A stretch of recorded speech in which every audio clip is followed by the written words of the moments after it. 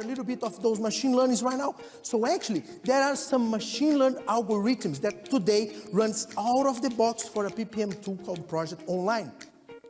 What we do with this tool, we collect the data, we process this data, we have to analyze the data, because someone always gave me a great example when we were working on this, is like to develop a mobile app, maybe 10 years ago, even though if you have your system for more than 15 years, 10 years ago will take you maybe 6 months, 1 year, but now this can take a week, 2 weeks, maybe a month, and those data need to be analyzed. You cannot use everything. There is ways for you to build those models, and those models are being trained and they learn.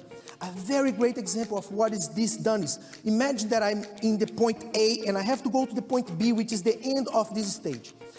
For me to evaluate all the potential possibilities to go from here to there, I have to spend maybe a month or maybe a week just trying all the different paths, and I'm still not able to do all the possible ways. Using machine learning, I can actually simulate all the ways, and maybe the easiest way is just falling down. And this is the funny thing, is because machines can now do things that we were not able to do before. With calculations, it will take so long to get a prediction of something, and today we are able to run this in a much, much faster pace. These are some of the machine learnings we are actually introducing to our customers, and they bring a lot of value because we are able to define and predict your performance. We base it on your KPIs, can tell you if your project is going to go bad or going to go good. We are able to identify how much you're going to be over budget, if you're going to be on budget or under budget.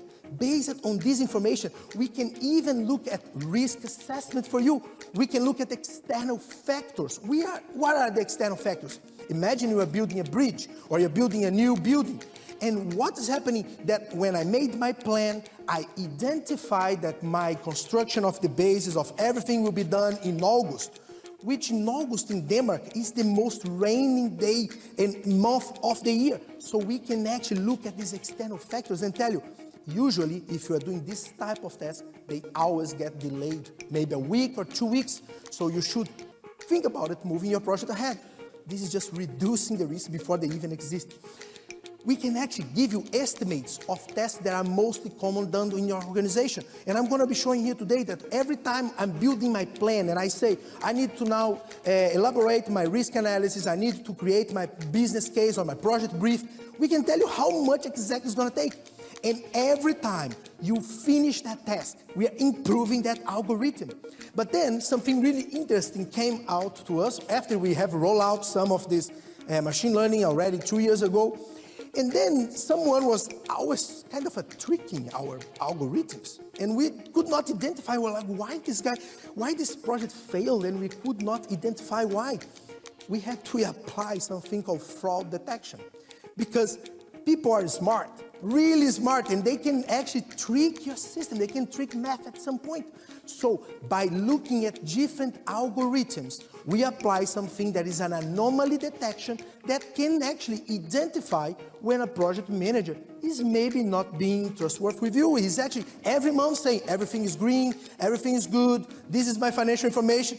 And then we were just saying, like, this project is never going to go wrong. There's everything amazing and beautiful. With the fraud detection and anomaly detection, we are actually able to identify those anomalies and actually tell to the PMO or to the organization that, mathematically speaking, you are not possible to be like that.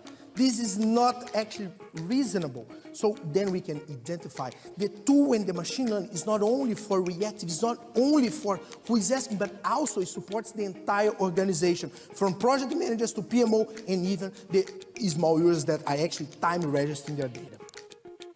Moving further and talking a little bit of the conversation and AI tools and how all of this is actually being supported, what is really interesting here is today when we are incorporating different services into all of this, because in the end I'm going to be showing how many services we are using. Machine Learning Studio, we are using conversational, we are using LUIS, which is the Language Understanding Intelligence System, which is a linguistic machine learning.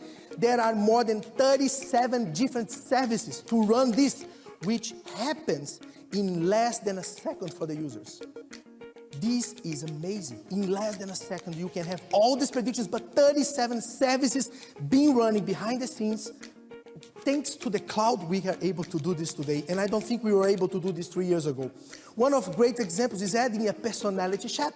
So if you look at this, I can just come and say, for example, that I'm going to work in a more professional way, but maybe I'm the millennial company, or I would like to be a little bit more friendly or even humorous. You can actually be a little bit kind of in a joke mode. And what is this actually bringing to you is differentiating the way we are talking to the users. And this is using deep learning to bring all this information into your user interface. And what is this bringing to the users? More naturality. I'm talking in my own language. If it's a company, maybe for engineers, I'm not saying that the engineers are actually not very funny, but they actually would like to be in a more dressed in a different way. But I'm working on a very startup. Why not have the bot talking to me with the same language as I am? And this is one of the services that we can incorporate in these tools. Then we go for the Lewis. Lewis, like I said, is always on a continuously improved process. And what is really interesting about the Lewis is, if I talk to my bot or to my AI tool and I say, hi Otto, I would like to create a new investment. Then the tool say, I'm sorry, Alan, I don't know what is an investment. Would you please identify if an investment is a new project, is a new task, is a new risk? And then the user can just say, no, it is a new project. This is automatically telling Lewis that every time someone asks, next time, what is an investment? I would like to create a new investment. Lewis is automatically bringing the project information for him. And this is done not only by one person, but a comparison. It's a machine learning that are happening all the time. Then we go for a little bit of a more advanced way of building those models. And this is where all the beauty happens. If you look at this, this is actually the machine learning, Microsoft Azure Machine Learning Studio. If we were about to do this 3 years ago, you're going to take maybe 5 months to build a system. You have to get a supercomputer to run those maths or those codes. Today, using this tool, there is a library that are available for you at any point in time, where you can just drag, maybe, I would like to have a regression, a neural network, whatever module you want to do, you can just drag into your way of analyzing the data. So what we actually do, we compare the data that is getting into the input of the user, automatically running, and this is being trained in a fraction of a second, and about the second, we are able to answer those questions. Not only this, but we are also having a very important thing. And this was a mistake we did in the first months of tryout of the tool is, we were giving all the answers to the users. So I would like to maybe, could you please give me a resource? And I was giving the first one that the answer the tool was giving to me. We had to introduce something called a coefficient of assertivity. The tool will never tell you anything that is over 70%, and this is something that the company can decide. It's maybe if it's 50% is enough, or if it's an extremely critical business process, it can be 90%. I will only recommend you something if it's 90% sure that I'm actually able to tell you this. And if that thing doesn't happen, it's because the 10% of the odds happen. And this is something that we are able to do. We can tweak the tool and adjust to get you the best results in the way you want. And you can have those models being in a more complex way. So basically there is this library, you drag and drop, you connect with your data sources, and you can actually have the outcome or the output answering your tools or anything you're working with. One of the things we have done here is, the way we are doing now is, we are collecting this data on a worldwide scale, and that was our dream. By 2019, we will have more than 26 countries contributing for this, which I think is actually a cause of making better project management. Imagine that in 2019 and so on, we will be able to actually have a project running in Colombia, which we have a customer in Colombia running a project. When he try to create a new task, or he run a risk on maybe building a new bridge, we can use this worldwide to actually tell that I have seen problems in this specific area. And that's one of the things we are trying to do is scale, and you cannot scale if you're not in the cloud today. Another example of just using a normal neural network regression, we can just drag and drop things.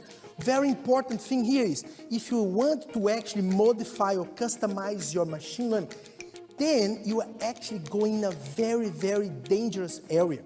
Those existing algorithms, they work because they have been studied on several years to work on that way. But if you start modifying them too much, and we are allowed, I can go here and I can say, I would like to use a method called split the data, I would like to use my own data for testing, but when you start changing too much, it becomes your company again, and you're going to be having the same issues as you have. And that's why we are trying to avoid this as much as we can, to have standard machine learning, looking at other real case scenarios, instead of tricking the algorithms to do what I want, and to allow us to do this type of things. How we envision the future of project work. The future of project work, I have a few more minutes, so I'm going to be really fast on this, and I'm going to show you this on a live demo for you. Basically, we want everyone to create their ideas, submit their projects, generate their KPIs, request the resource, time register, execute and run different business reports just by asking, even connecting with your own data source of information. This is what you should be doing, not by clicking a button, but talking to a tool. And when you talk using natural language interaction, you should be able to say, I would like to check my project requirements, and everything is going to come to you based on your organization. You can even use local personalized recommendations. That means if I say, or I want to promote something to my company, I'm able to do this as well. How it look like? So let's go for a quick show on, to give you an idea. This is actually an example of a Microsoft Teams tool, which is a chatbot. So it's actually a communication tool. I add Auto, which is a project management office system. And by looking at this, what I can see here is I have my PPM tool, which is Project Online. In this side, Auto is telling me that my project, it is on initiation phase, it is in progress, and look at those icons here. The tool is already telling me that I have some requirements to be filled in. I still have in my project charter, my project board, deliverables, and stakeholders to identify.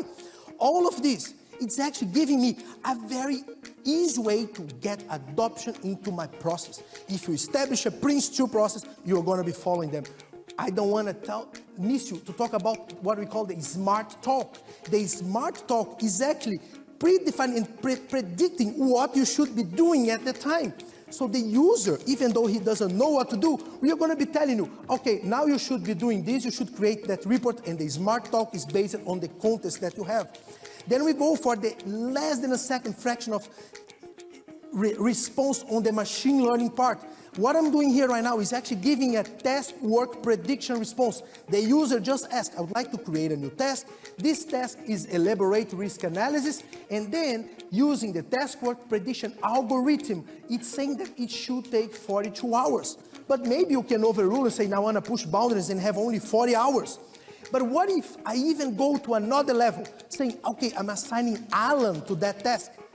Allan, in tasks of 40 hours in this type of work, usually takes 26 hours. Would you like to take Allan's performance as your input? So the tool is always improving the way you're working. And you can actually say and take what is recommended, or you can actually have your own feeling. Now, another example, using an integration with Power BI. What I'm doing here is actually using the cognitive services Q&A data explorer that look at your data and identify if a project is a project, a car, or a GPS location is a location. When you ask, show resource with most availability in the current month, it can automatically generate this chart and visualizations for the users. Not only that, but if you go for something a little bit more complex, now I'm looking at, I want to see all my projects, my risk, issues, benefits, and return of investment. The tool automatically identifies your data and build the most accurate and easy to understand visualization for you. And this in a fraction of a second. You just click a button, and this is actually going to be showed up for the users.